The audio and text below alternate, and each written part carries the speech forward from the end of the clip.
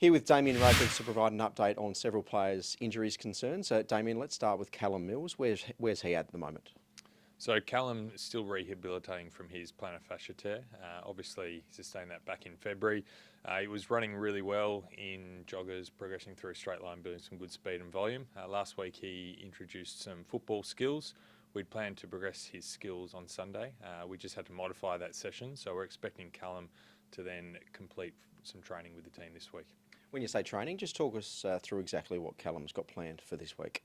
It's a bit of a week-by-week progression with Callum. Want to see how he responds to each session. So he'll do some team drills this week. We've got some match play available on Friday, so we will assess his availability for that after Wednesday's session. And how's Errol Gordon tracking?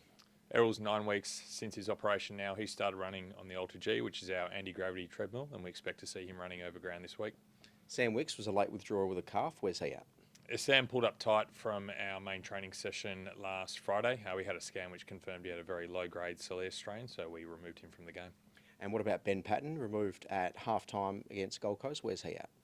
Ben Patton sustained a soleus strain in the game against Gold Coast as well, so he'll have some imaging today just to confirm that, and then we'll get a sense of how long he might be out for. And what about Logan McDonald?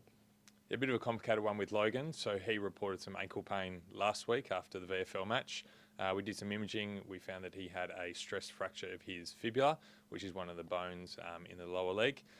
Again, complicated by the fact that Logan's got some additional bone growing off the back of his syndesmosis surgery last off-season. So at the moment we're consulting with some specialists to see what the best course of action is. Can we allow that stress fracture just heal by itself, or do we actually need to consider an operation to remove that bone that's been growing, which is potentially causing Logan's current issue? So he's caught up with a couple of specialists last week. We'll seek another opinion this week, and then we'll all sit down together and make a decision around best course of action for Logan moving forwards.